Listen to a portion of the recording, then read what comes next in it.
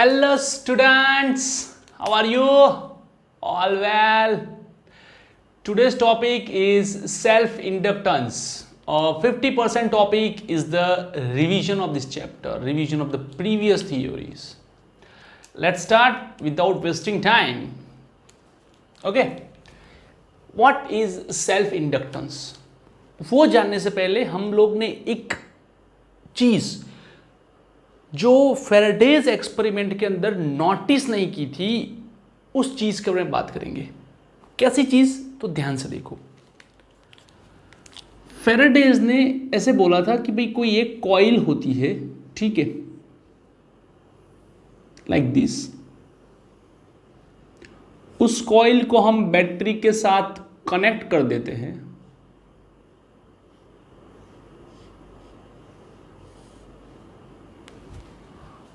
Okay. जब इसके अंदर करंट जनरेट होता है तो कोई दूसरी कॉइल होती है, उसके अंदर फ्लक्स मिलता है। अब जैसे ही यहां पे करंट चेंजेस होगा, यहां पे फ्लक्स चेंज होगा। करंट चेंज होगा, फ्लक्स चेंज होगा, करंट चेंज होगा, फ्लक्स चेंज होगा। डेफिनेटली अच्छी बात है, सही है। और होगा क्या? तो वैसा करने से ईएमएफ जो होता है वो इंड्यूस होता है, करंट जो होता है वो इंड्यूस होता है इस कॉइल के अंदर। मतलब कि अगर फील्ड स्ट्रांग हुआ तो इसे मिला, फील्ड वीक हुआ तो इसका वीक हुआ, स्ट्रांग हुआ तो इसका स्ट्रांग हुआ, वीक हुआ तो इसका वीक हुआ। तो ये जो आप फील्ड को स्ट्रांग वीक करते हो, तो वो जो फील्ड बड़ी छोटी होगी, क्या वो इफेक्ट इसके ऊपर भी नहीं आएगी? क्योंकि ये भी मैग्नेटिक फील्ड के अंदर ही है। कैसे? तो ध्यान से देखो कि अगर कोई मैग्नेटिक फील्ड यहां से होता है तो वो लाइक दिस, ऐसे होता है, लाइक दिस,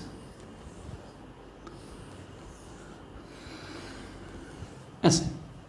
तो अगर ये छोटा बड़ा होगा तो इसके अंदर जो है वो चेंजेस दिखेंगे, तो क्या इसके अंदर चेंजेस नहीं दिखेंगे?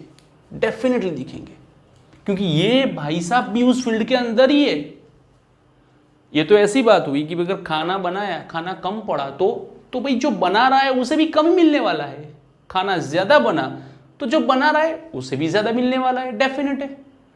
घर में अगर मम्मी ने कम खाना बनाया है और हम लोग इक्वली खाना खाते हैं तो मम्मी को भी कम मिलने वाला है। अगर ज्यादा बनाया है तो इक्वली खाते हैं तो ज्यादा मिलने वाला है। एक कॉमन सी बात है, ठीक है। तो ध्यान से देखो और समझो कि मैं क्या कहना चाहता हूं कि जब भी हम किसी कॉइल के अंदर, ध्यान से देखना कि सपोज ये कॉइल है, ठीक है,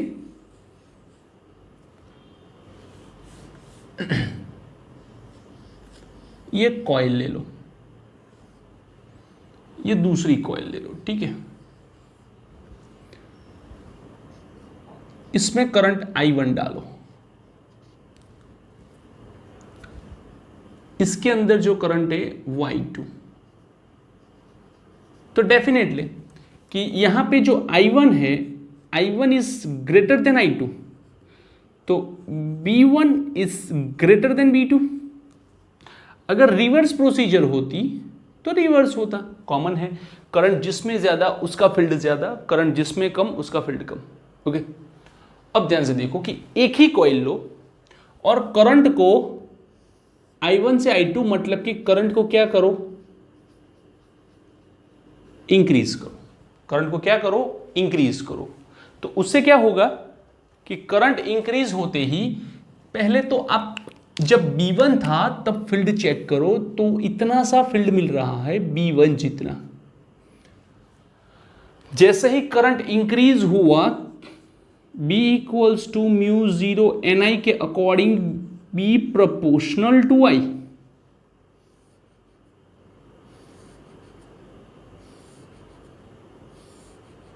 ये ऐसे, मतलब कि B भी इंक्रीज हुआ, B1 से B2 जा रहा है।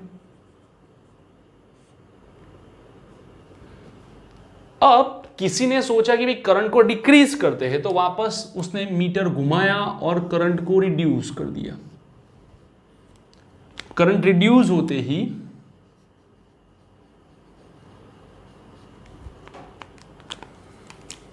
फील्ड भी रिड्यूस हो जाता है।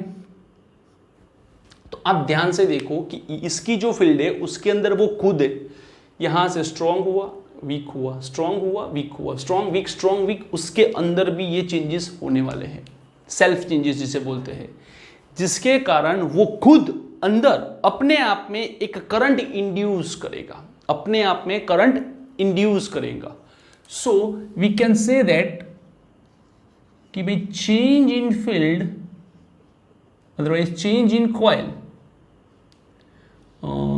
Change current, ultimately magnetic field in coil. अगर कॉइल के अंदर जो चेंज होता है टेंड्स टू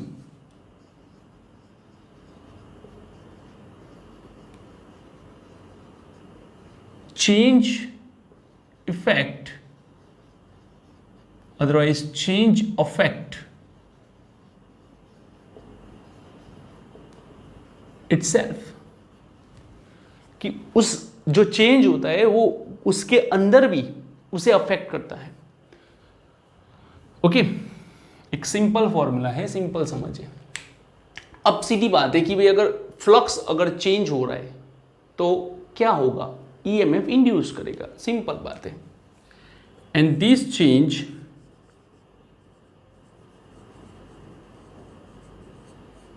प्रोड्यूसेस ईएमएफ और current in it, current in it, वो उसके अंदर ही करंट प्रोड्यूस करेगा। लेकिन ये करंट क्या करेगा, तो ये जो करंट है उसका काम क्या है, तो उसका काम है जो चेंज होता है उसे अपोज करना। लेंज लो याद करो, दिस करंट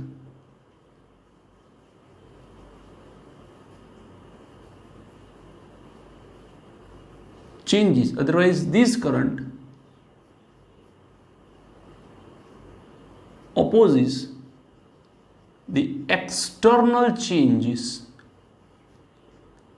मंजे समझाता हूं मैं कि अगर सपोज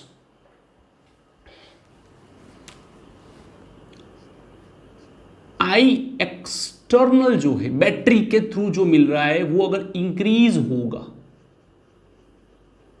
तो डेफिनेट है कि बी इंक्रीज होगा, फ्लक्स इंक्रीज होगा। As a result I induce जो है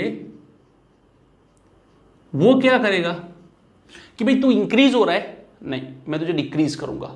तो डिक्रीज करने के लिए सबसे बेस्ट थिंग क्या है, तो डिक्रीज करने के लिए सबसे बेस्ट कॉमन फॉर्मूला है कि आप ऑपोजिट बिहेव करो, मतलब कि ये ऑपोजिट डायरेक्शन में करंट को इंड्यूस करेगा।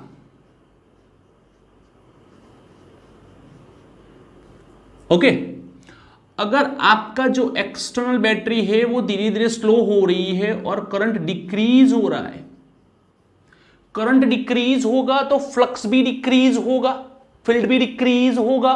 तो ये करंट जो इंड्यूस होने वाला है वो क्या करेगा कि भाई तुझे डिक्रीज होना है, नहीं तुझे मैं डिक्रीज नहीं होने दूंगा, उसका ऑपोजिट करवाऊंगा कि इंक्रीज करूंगा तुझे मैं। मतलब कि तू जिस डायरेक्शन में जा रहा है ना, मैं उस डायरेक्शन में पहुंचूंगा ताकि तू और मैं दोनों साथ मिलके बढ़े। तो सेम डायरेक्शन के अंदर मुझे करंट मिलने वाला है।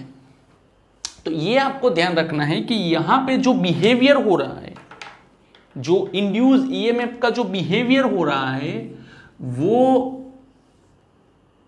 एकदम बाहर के बिहेवियर से अपोजिट है। मतलब कि जो बाहर का ईएमएफ है उस ईएमएफ को वो बैक ईएमएफ करता है, मतलब कि बैक करता है कि तू भाई बैक जा, तू सोच रहा है वैसा नहीं होगा, मैं सोच रहा हूं वैसा होगा, तू बढ़ेगा मैं कम करूंगा, तू कम होगा तो मैं बढ़ाऊंगा।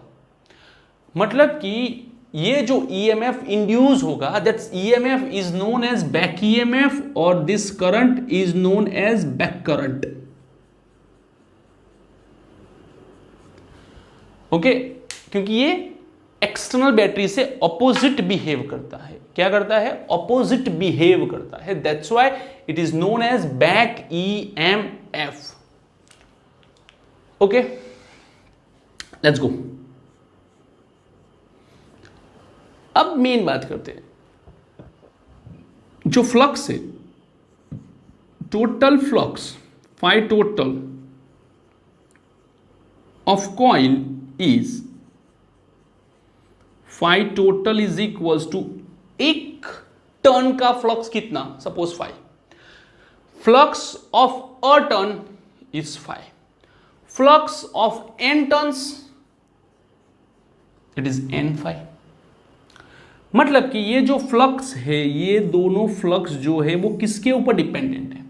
This flux depends upon the external current I. External current I पे डिपेंडेंट है कि भाई आप कितना I बढ़ा रहे हो। जितना I बढ़ेगा B बढ़ेगा, B बढ़ेगा फ्लक्स बढ़ेगा। सीधी बात है, बिकॉज फ्लक्स का फॉर्मूला क्या है? phi is equals to BA। अब एरिया तो कांस्टेंट है, तो B बढ़ेगा तो फ्लक्स बढ़ेगा।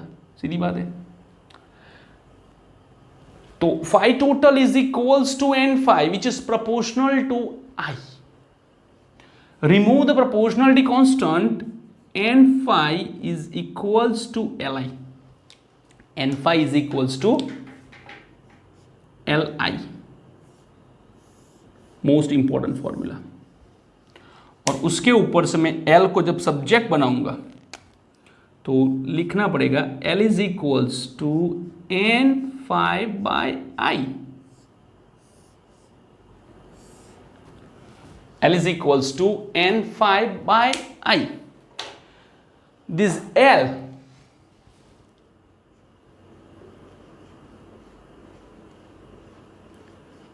is known as self-inductance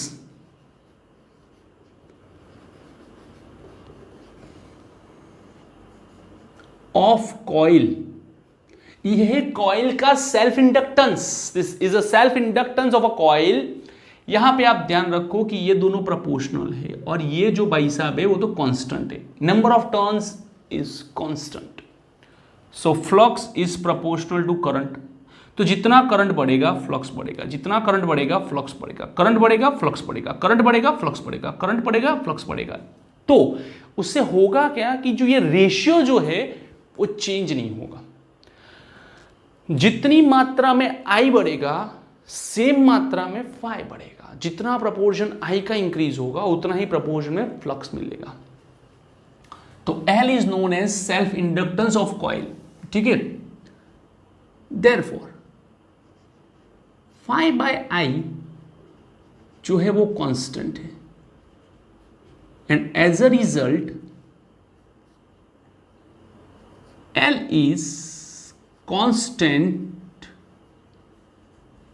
for coil। आपकी कॉइल के लिए L जो है वो कांस्टेंट हो जाएगा, self inductance. Okay, self inductance what is the unit? It's weber per ampere and known as Henry, known as Henry. Okay, एक ग्रेट साइंटिस्ट हेनरी की याद में उसे हेनरी बोलते हैं, H। उसका डायमेंशन फॉर्मूला पीछे लगाएंगे इजी मेथड से, ये थोड़ा सा आपको डिफिकल्ट में लेके जाएगा। तो L is constant, L is equals to phi by I, n phi by I। Now अब ये जो चेंजेस हम लोग खेल रहे थे उसके कारण इसके अंदर कितना करंट इंड्यूस होता है। तो EMF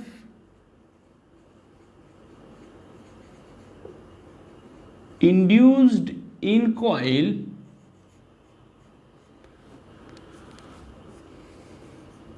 d/dt phi total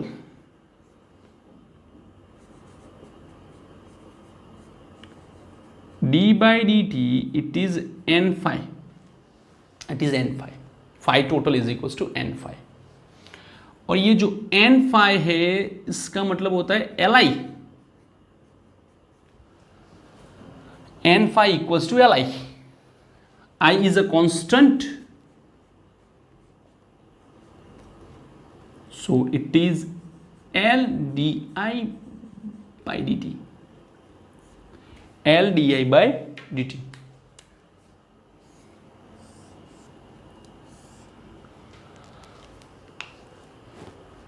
okay, तो ये हो गया हमारा इंड्यूस ईएमएफ का equation, epsilon is equals to minus L D I by D T. Clear? चलो अभी और आगे जाते, फटाफट से बोर्ड लिख लो। ओके,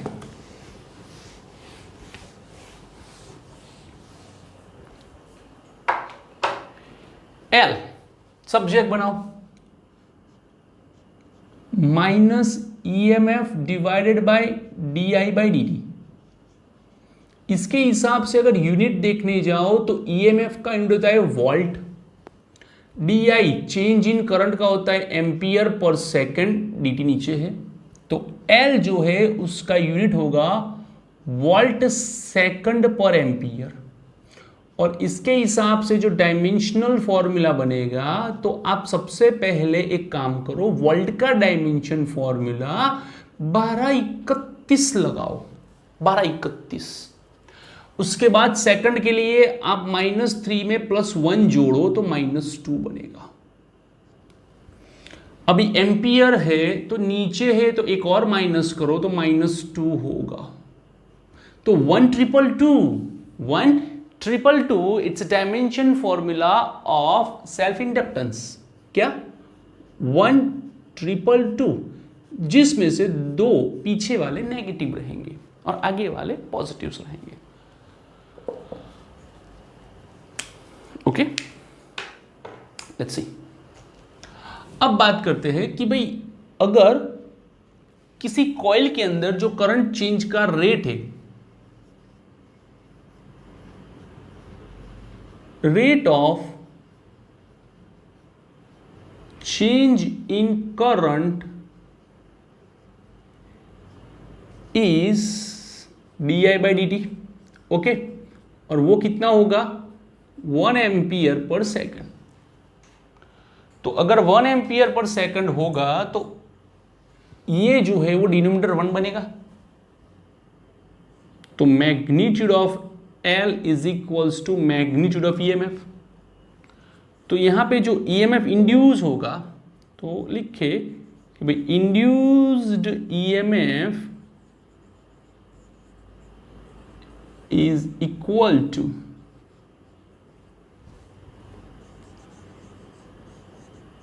सेल्फ इंडक्टेंस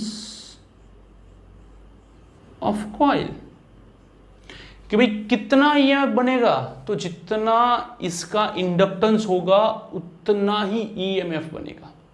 ठीक है, तो ये था हमारा सेल्फ इंडक्टेंस का टॉपिक, एक नॉर्मल। अब एक एग्जांपल से समझते हैं कि भाई सोलेनॉइड के अंदर ये कंडीशन क्या दिखाती।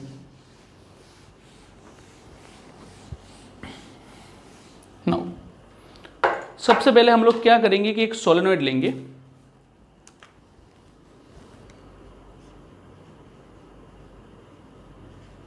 take a solenoid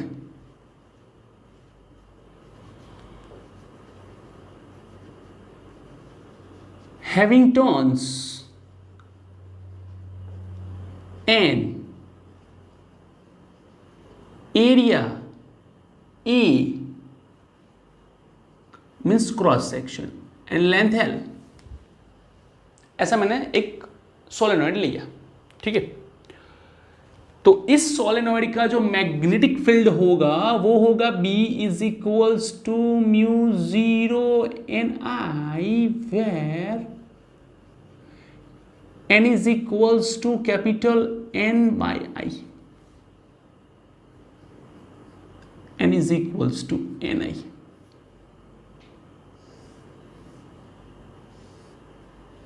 ये मिलेगा N, ओके। तो यहां पे जो फ्लक्स मिलने वाला है, फ्लक्स टोटल, वो होगा N phi. Total flux is N phi, okay. Flux कितना है तो क्या B इंटू ए जितना, एन कितना हुआ, एन आई जितना, बी कितना हुआ, म्यू जीरो एन आई जितना, और एरिया एरिया। टोटल फ्लक्स, अब करंट को नीचे ला दो,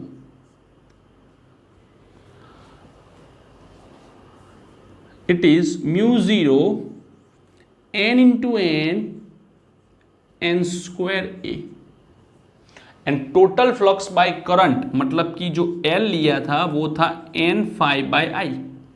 ये जो एन फाइव था वो क्या था, फाइव टोटल बाय आई, तो phi total by I it's L, then you can write L is equals to mu zero N square A. Now अब एक काम करते हैं कि जो n है उसकी वैल्यू रख देते हैं। चलो n की वैल्यू क्या है, तो कि n की वैल्यू है capital N by L। Okay, mu zero N square A by L square. Oh my mistake, मैंने कहीं गलती की है शायद, sorry, N L and L, L, L, L, 1L remove, it's mu zero n square A by L। तो ये हो गया आपका सेल्फ इंडक्टेंस का formula. This is a formula of self inductance. Okay, अब मुझे ये बताओ कि आपने तो करंट इंड्यूस कर दिया, ठीक है, कैसे किया, तो क्या फ्लक्स चेंज करके। वेरी गुड, अच्छी बात है। कितना फ्लक्स चेंज किया, 5 जितना। अरे वो नहीं पूछ रहा हूं मैं, फ्लक्स चेंज करने के लिए आपने वर्क कितना किया। ऐसे ही चेंज होता है, एवे ही आपको मशीन से कुछ काम तो करवाना पड़ेगा ना, अपने हाथों से भी कुछ घुमाना पड़ेगा, वहां पे जो रेगुलेटर्स होते हैं, ठीक है, वो आपको घुमाने पड़ते हैं, तो आपको कुछ ना कुछ मैकेनिकल वर्क करना पड़ता है। तो यहां पे जो मैकेनिकल वर्क करोगे आप करंट को चेंज करने में, उसका कैलकुलेशन कौन देगा। तो उसके लिए हम लोग जाएंगे कि भाई एक एनर्जी करके एक टॉपिक है, एनर्जी, वर्क मतलब एनर्जी। तो अभी यार हम अपने हाथों से रेगुलेटर घुमाते हैं, तो हमें कैसे पता चलेगा कि हमने कितना वर्क किया, तो वो पता कैसे करें। तो एक सिंपल फॉर्मूला है कि भाई हम जितना वर्क करते हैं उसके जितना या उसके आसपास कुछ क्रिएट होने जा रहा है, और वो जो क्रिएट हो रहा है क्या, करंट, उस करंट को क्रिएट करने के लिए हमें जो भी डिवाइस लगे हैं उसमें एक और डिवाइस आता है कि ए मीटर। उस ए मीटर से हम लोग मेजर कर सकते हैं कि भाई करंट कितना है। मेरे हाथों पे कोई मीटर लगा के मैं मेजर नहीं कर सकता कि मैंने कितना वर्क किया, लेकिन वहां पे कुछ मीटर लगा के मैं ये चेंज देख सकता हूं कि भाई मैंने कितना काम लिया नया। तो वो यहां पे देखो कि भाई वर्क जो होता है mechanical work is required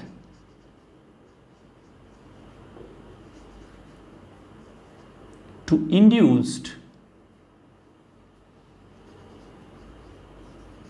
EMF। Work require है EMF को इंड्यूस करने के लिए, तो कितना वर्क होगा वो नहीं पता, लेकिन हमें ये पता है कि भाई which is equal to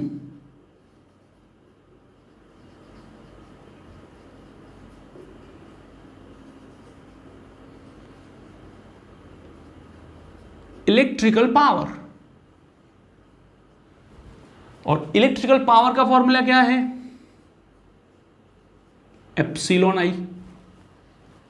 okay, अब P is equals to what, it is dW by dt, mechanical rate of work,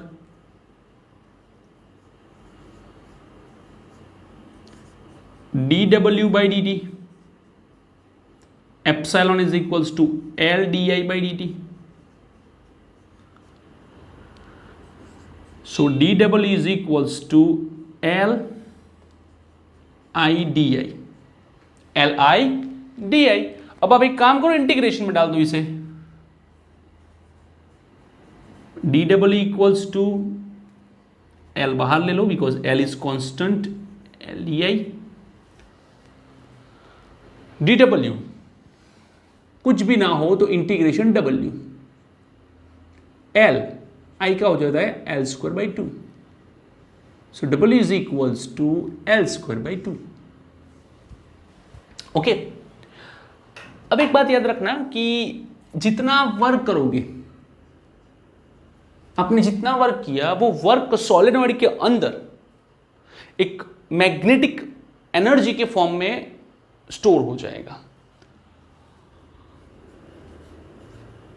work is stored in coil in form of magnetic energy, and therefore it can be written as U equals to half Li square। और अगर आपको लग रहा है कि भाई आप उसे तोड़ सकते हो तो तोड़ दो, आई का दो पार्ट कर दो, L I is equal to what, N phi. तो ये भी आप एमसीक्यू के लिए यूज कर सकते हो। बट जो बच्चे गुजरात बोर्ड के हैं वो जरा ध्यान रखो कि आपको यहां पे एक स्टेटमेंट डालना पड़ेगा कि यहां पे जो ईएमएफ इंड्यूस हो रहा है, this EMF it is a back EMF.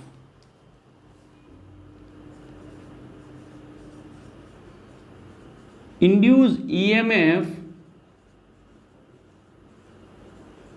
opposes battery, so it is called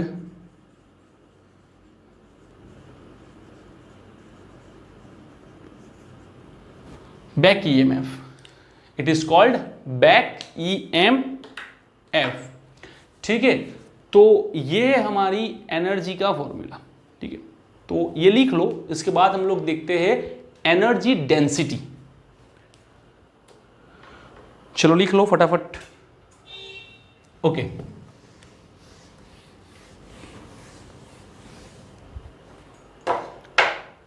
तो सबसे पहले हम लोग देखेंगे सोलेनॉइड कि भाई सोलेनॉइड के अंदर की कंडीशन क्या है। तो फॉर सोलेनॉइड